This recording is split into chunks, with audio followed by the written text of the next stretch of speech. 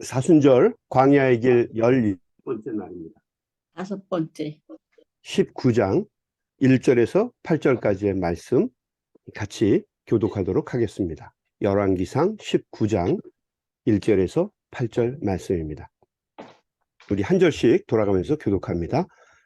아합이 엘리야가 행한 모든 일과 그가 어떻게 모든 선지자를 칼로 죽였는지를 이세벨에게 말하니 이세벨이 자신을 엘리야에게 보내어 이르되 내가 네가 내일 밤때에 반드시 내 생명을 저 사람들 사람의 사람의 생명과 같게 하리라. 그렇게 아니하면 그들이 내게 내게 벌을 내림이 마땅하니라 한지라. 그가 이 형편을 보고 일어나 자기의 생명을 위해 도망하여 유다에 속한 브엘세바에 이르러 자기의 사환을 그곳에 머물게 하고 이 자신은 광야로 들어가 아랫길 가서 나무 아래에 앉아서 자기가 죽기를 원하여 이르되 여호와여 넉넉하오니 지금 내 생명을 거두시옵소서. 옵소서. 나는 내 조상들보다 낫지 못하니이다 하고 로뎀나무 아래에 누워 자더니 천사가 그를 어루만지며 그에게 이르되 일어나서 먹으라 하는지라. 원지 머리맡에 쑥대군과 물이 이에 먹고 마시고 다시 누웠더니 여호와의 천사가 또 다시 와서 어루만지며 이르되 일어나 먹으라. 내가 갈 길을 다 가지 못할까 하노라 하는지라. 일어나 먹고 마시고 그 음식물에 힘을 내어 의지하여 40주 야를 가서 하나님의 산 호렙에 이르니라. 아멘. 아멘. 이스라엘 사람들에게 예언자 중에 예언자는 엘리야입니다. 모세가 율법을 대표하는 사람이라고 한다면 엘리야는 예언을 대표하는 인물이죠. 특별히 엘리야의 위상은 지금도 이스라엘 사람들에게는 아주 대단합니다.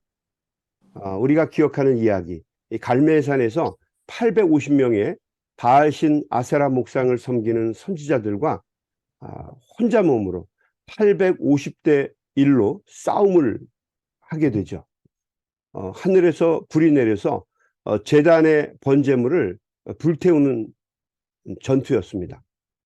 우리가 잘 아는 것처럼 엘리야가 이기게 됩니다.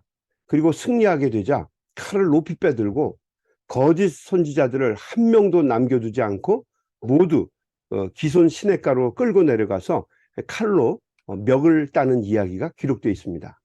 대단하죠. 그래서 지금도 이스라엘 관광을 가게 되면 그 관광품 코너에 제일 먼저 보게 되는 기념품 중에 하나가 엘리야가 칼을 높이 빼들고 자기 발 아래 밟혀 있는 거짓 선지자를 죽이는 조각품입니다. 아마 쉽게 여러분이 볼 수 있을 거예요. 엘리야가 얼마나 명성이 대단했는지 앞으로 훗날 이 세상을 구원할 메시아가 오시게 되면 그 전에 그 추상 같은 예언자 엘리야가 먼저 와서 세상을 평탄케 할 것이다 라고 하는 예언의 전설이 생겨나게 되었습니다. 우리 그 말라기 4장 5절에서 6절 말씀에 보게 되면 이런 글이 있습니다. 제가 읽어볼게요. 한번 들어보세요. 보라, 여호와의 크고 두려운 날이 이르기 전에, 메시아의 날이 이르기 전입니다. 내가 선지자 엘리야를 너희에게 보내리니 그가 아버지의 마음을 자녀에게로 돌이키게 하고 자녀들의 마음을 그들의 아버지에게로 돌이키게 하리라. 돌이키지 아니하면 두렵건대 내가 와서 저주로 그 땅을 칠까 하노라 하시니라. 그래서 훗날 예수님께서 제자들에게 세례 요한에 대해서 말씀하신 적이 있었죠. 세례 요한에 대해서 말씀을 할 때 세례 요한을 극찬하시면서 그가 메시아의 길을 예비할 길잡이임을 분명하게 하셨습니다. 제자들은 예수님의 말씀을 들으면서 곧 그 세례 요한이 바로 엘리야임을 그들은 깨닫게 됩니다. 우리 그 마태복음 17장에도 보게 되면 예수님이 3명의 제자들과 함께 변화산에 올라가셔서 기도하는 장면이 나오게 됩니다. 그때 기도하는 가운데 예수님과 모세와 엘리야가 함께 만나서 대화하는 장면이 있죠. 그러니까 예수님과 시공을 초월해서 대화를 할 수 있는 큰 인물이 바로 엘리야였던 겁니다. 오늘 우리가 읽은 이 열왕기상 19장의 말씀은 엘리야에 관한 말씀입니다. 엘리야는 어떤 인물이었을까? 그는 어떻게 출발을 했을까? 그는 원래 길르앗의 디셉이라고 하는 작은 그 도시에, 작은 시골에 살고 있던 무명의 인물이었습니다. 그래서 우리가 이야기할 때 디셉의 엘리야라고 하는 말을 하게 된 겁니다. 그런데 하나님께서 그를 불러서 북쪽 이스라엘, 특별히 사마리아에 있었던 아합의 궁전으로 가서 아합에게 하나님의 말씀을 응대하게 전하도록 명령하시죠. 그래서 엘리야가 아합 왕에게 나아갑니다. 그리고 아합 왕이 잘못한 것들을 열거하면서 앞으로 이 땅에 3년 6개월 동안 비가 내리지 않고 큰 가뭄이 지속될 것을 예언하게 됩니다. 그리고 정말 견딜 수 없는 큰 가뭄이 이 북쪽 땅에, 북쪽 이스라엘에 일어나게 됩니다. 또 반대로 엘리야가 모든 문제가 해결되었을 때 산에 올라가서 하나님께 간절한 마음으로 기도를 드립니다. 그렇게 되자 그동안 힘들길래 이스라엘 백성을 괴롭혔던 가뭄이 그치고 비가 내리는 놀라운 역사가 일어나게 되죠. 여러분 한번 생각해 보십시오. 농사를 지어서 먹고 살아가는 사람들에게 3년이 넘도록 비가 오지 않는다. 어떻게 될까요? 세상이 끝나는 것과 똑같은 느낌일 겁니다. 농작물은 고사하고 나무까지 다 터죽는 충분한 시간이죠. 3년 반 동안 햇볕이 계속 내리는데 물기가 없다. 다 타 죽겠죠. 그 가뭄을 일으킨 사람이 엘리야입니다. 그리고 그 가뭄을 끝낸 사람도 엘리야죠. 아까 말씀드렸던 것처럼 게다가 기손 시내가에서 그 무서운 여인이었던 아합 왕의 부인 이세벨의 선지자 850명을 칼로 도륙까지 했습니다. 그의 기세와 명성은 이스라엘 전체에 울려 퍼지죠. 엘리야는 조금 더 두려운 것이 없는 아주 당당한 사람입니다. 그 누구에게도, 그 어떤 권세자에게도 흔들림이 없이 강하게 말할 수 있는 사람, 그 사람이 바로 엘리야입니다. 그런데 오늘 말씀을 보게 되면 놀랍게도 그 대단하고 훌륭한 사람 엘리야가 아합 왕의 왕비였던 이세벨이 아주 분노하면서 권세를 부리게 되자 그 앞에서 여지없이 무너지는 것을 보게 됩니다. 이세벨이 분노해서 이렇게 외칩니다. 1절 말씀. 아합이 엘리야가 행한 모든 일과 그가 어떻게 모든 선지자를 칼로 죽였는지를 이세벨에게 말하니. 그러니까 실권자가 이세벨이었던 겁니다. 요즘에 대부분 남자들이 그렇잖아요. 남자가 실권자인 줄 알고 대단한 줄 알았는데 그 뒤에 배시시 웃고 있는 그 어부인이 실제로 실권자인 경우가 굉장히 많죠. 아합 왕의 실권자는 이세벨이었던 거죠. 이세벨의 선지자들이 어떻게 죽었는지 아합이 다 고해 바칩니다. 2절 말씀. 이세벨이 사신을 엘리야에게 보내어 이르되, 메신저를 보낸 겁니다. 내가 내일 이맘때에는 반드시 내 생명을 저 사람들 중에 한 사람의 생명과 같게 하리라.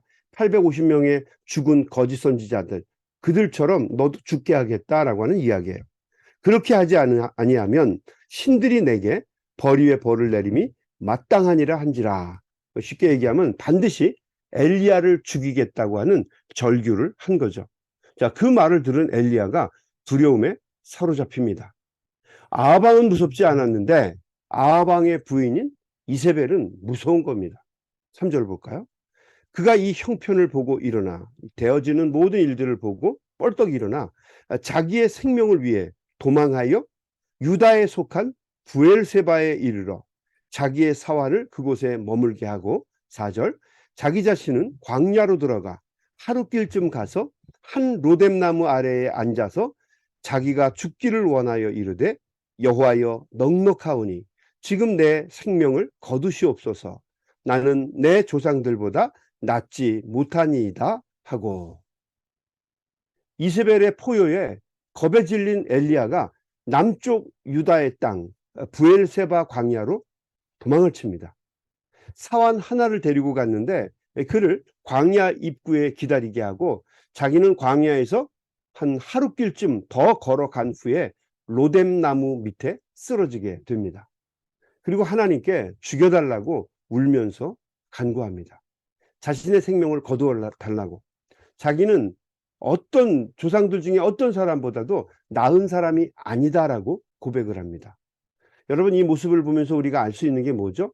아, 엘리야라고 하는 사람이 처음부터 그렇게 대단한 사람은 아니구나라고 하는 것을 알 수가 있죠. 엘리야가 우리와 성정이 같은 사람이다라고 하는 것을 여실히 없이 아주 여실하게 오늘 말씀은 우리에게 보여줍니다. 그래서 야고보서 5장 17절 말씀에 보게 되면 17절과 18절 말씀에 보게 되면 이렇게 기록이 되어 있습니다. 읽어볼게 들어보셔요. 자, 엘리야는 우리와 성정이 같은 사람이로되 화내고 슬퍼하고 웃고 울고 이런 모든 모습이 다 똑같다는 겁니다. 성정이 같은 사람이로되 그가 비가 오지 않기를 간절히 기도한즉 3년 6개월 동안 땅에 비가 오지 아니하고 다시 기도하니 하늘이 비를 주고 땅이 열매를 맺었느니라. 엘리야의 능력이 그에게서 나온 것이 아니다라고 하는 말씀입니다. 하나님께서 주시는 성령의 능력으로 이 모든 일이 가능했다라고 하는 것을 알려주는 말씀이죠. 실제로 엘리야가 대단한 사람이 아니라 우리와 똑같은 사람인데 하나님이 동행하셔서 그런 놀라운 일을 이루게 하셨다라고 하는 것입니다. 그러니까 엘리야가 이렇게 했으면 우리도 똑같은 일을 할 수 있다는 얘기죠. 성령이 다 바닥난 엘리야의 모습은 우리와 별로 다르지 않습니다.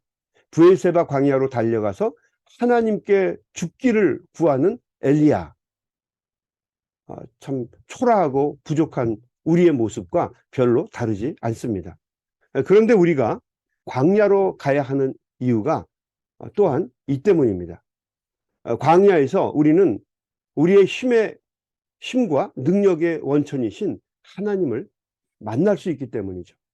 여러분 사람은 살다 보면 힘들고 어려워서 광야로 떨어질 때가 많이 있어요. 그렇죠? 저도 그렇고 여러분도 그렇고 누구나 다 똑같을 겁니다. 살다 보면 예상하지 못한 정말 감당할 수 없는 큰 시련을 만나서 우리는 광야로 절망하며 떨어질 때가 있어요. 근데 문제는 그 광야로 갔는데 그 광야에서 우리가 힘과 우리의 능력의 근원 되시는 하나님을 만날 수 있게 된다는 거죠. 하나님은 권능을 주시는 전능하신 하나님이기도 하지만 반대로 낙심하고 좌절한 우리에게 위로와 따뜻한 격려를 주시는 회복의 하나님이기도 합니다. 그래서 광야에서 하나님의 사랑과 하나님의 위로와 하나님의 터치를 경험할 수 있다는 거죠. 그래서 하나님께서는 낙심하고 좌절한 사람들을 오늘도 끊임없이 광야로 부르십니다. 광야로 오게 하세요. 그래서 우리는 광야의 길을 걷게 됩니다. 5절 말씀 한번 볼까요? 로뎀나무 아래에 누워 자더니 천사가 그를 어루만지며 그에게 이르되 일어나서 먹으라 하는지라. 여러분 성경에 따뜻한 말들이 참 많이 있지만 그중에 이 5절 말씀은 참 따뜻합니다. 로뎀나무 아래에 누워 자더니 피곤하고 탈진한 엘리야입니다. 천사가 그를 어루만지며 그에게 이르되 일어나서 먹어라 하는지라. 본즉 머리맡에 숯불에 구운 떡과 한 병물이 있더라. 이에 먹고 마시고 다시 누웠더라. 얼마나 피곤하고 지쳤겠어요?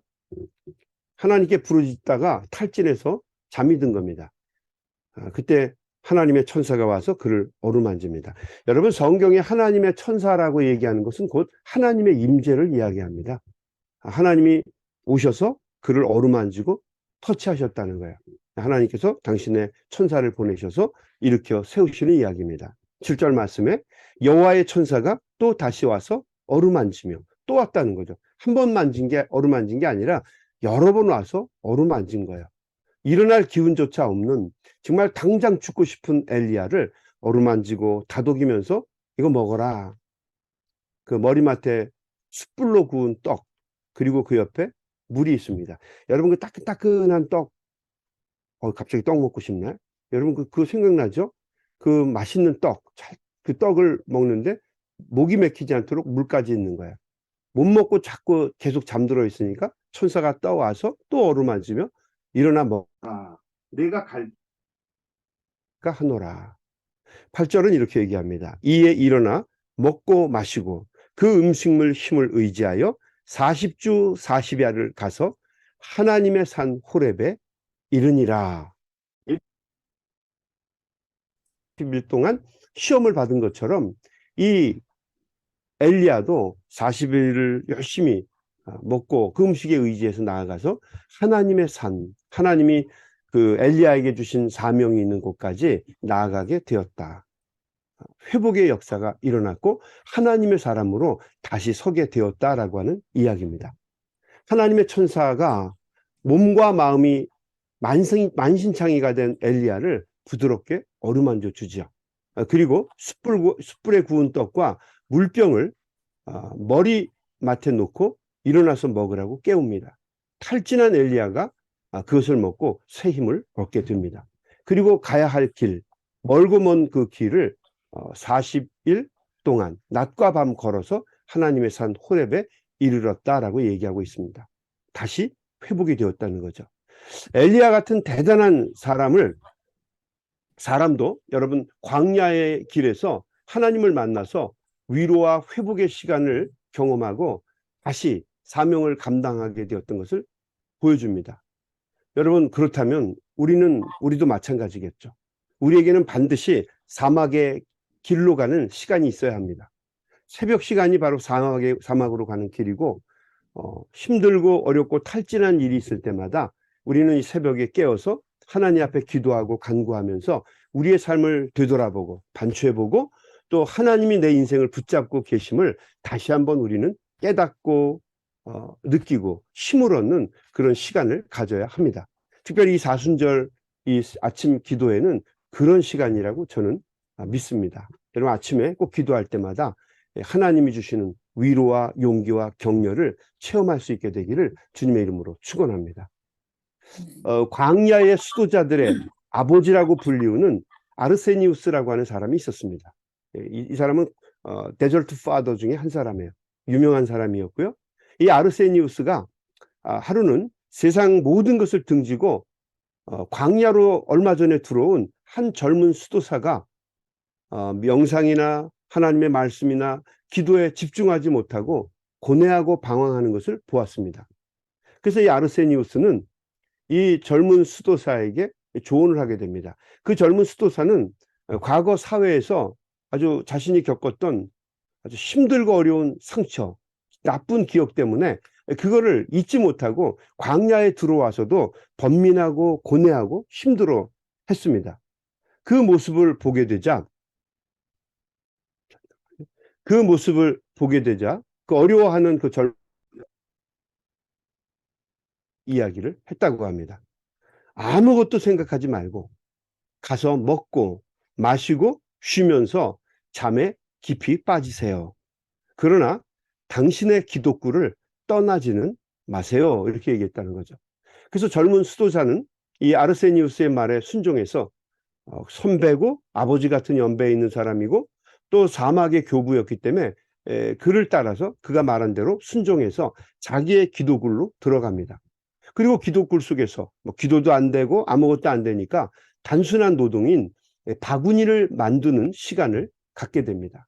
바구니를 만들다가 힘들면 쉬고 먹고 졸리면 잡니다. 또 일어나서 바구니를 또 다시 만들고 그러다가 잡념에 사로잡혀서 아픈 기억에 사로잡혀서 힘들고 어려운 시간을 보내게 되면 고통스러워지게 되면 또 며칠 동안 쓰러져서 잠을 자기도 합니다. 그리고 다시 일어나서 바구니를 만들죠. 그러면서 조금씩 사막의 교부로 성장해 나가게 됩니다. 성경을 읽는 시간도 생기게 되고 기도하는 시간도 만들어가고 점점 마음이 평안해지고 안정이 됩니다. 자, 그렇게 되자 시편으로 찬양을 만들어서 부르기도 하고 나중에는 안정적인 수도자의 길을 걷게 됩니다. 자, 그때 비로소 이 젊은 수도자는 깨닫게 됩니다. 이렇게 매일 하나님의 도우심으로 한 걸음 한 걸음씩 앞으로 나가게 되면 되겠구나, 이렇게 깨닫게 됩니다. 여러분, 단숨에 계획과 생각한 대로 뭘 하려고 하는 것이 아니라 하나님과 동행하면서, 아니 하나님만 바라보면서 하나님께 모든 것을 의지하면서 나가면 하나님이 우리와 함께 동행해 주시고 우리를 인도해 주신다라고 하는 것을 이 젊은 수도자는 알게 된 겁니다. 오늘 엘리야가 경험했던 것처럼 사람이 지치고 피곤하고 낙심될 때는 너무 어렵게 생각하지 말고 모든 것을 하나님께 내어 맡겨야 합니다. 그러면 하나님께서 우리를 도와주시고 인도해 주실 줄로 믿습니다. 여러분, 우리에게 기도 제목이 있고 또 여러 가지 간구가 있고 또 우리를 두렵고 힘들게 만드는 미래가 있죠. 왜 없겠습니까? 기도 제목이 다 있죠.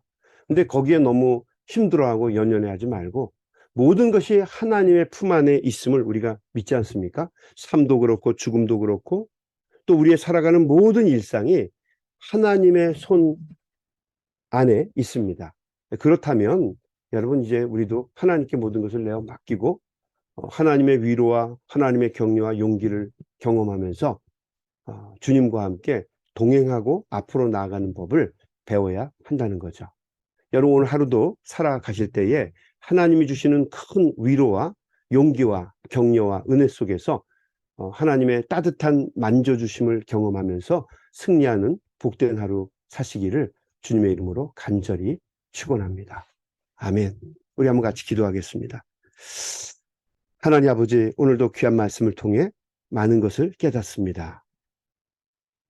3년 반 동안 이스라엘의 가뭄을 선언하고 또 3년 반 후에 이스라엘의 해갈을 이루었던 또 이세벨의 무서운 선지자 850명을 기손 시냇가에서 제거할 수 있었던 그 대단한 엘리야도 지치고 탈진해서 쓰러져서 죽기를 간구했던 모습을 오늘 말씀을 통하여 저희들이 보았습니다.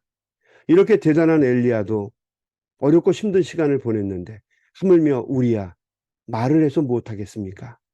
아무리 힘들고 어려운 시간을 우리가 보낸다 해도 하나님이 우리와 계심을 우리가 믿기에, 모든 생사화복이 주님의 손에 있는 것을 우리가 믿기에 낙심하거나 절망하지 않고 모든 것을 주님께 내어 맡깁니다.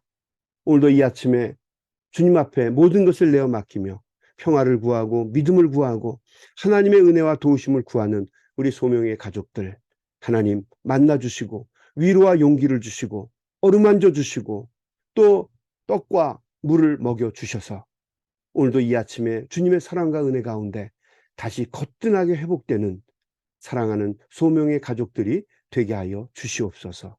예수님의 이름으로 간절히 기도 올리옵나이다. 아멘. 우리 이 시간 다 같이 합심해서 우리 소리내서 통성으로 기도하면서 세상으로 나아가겠습니다. 우리 기도하겠습니다.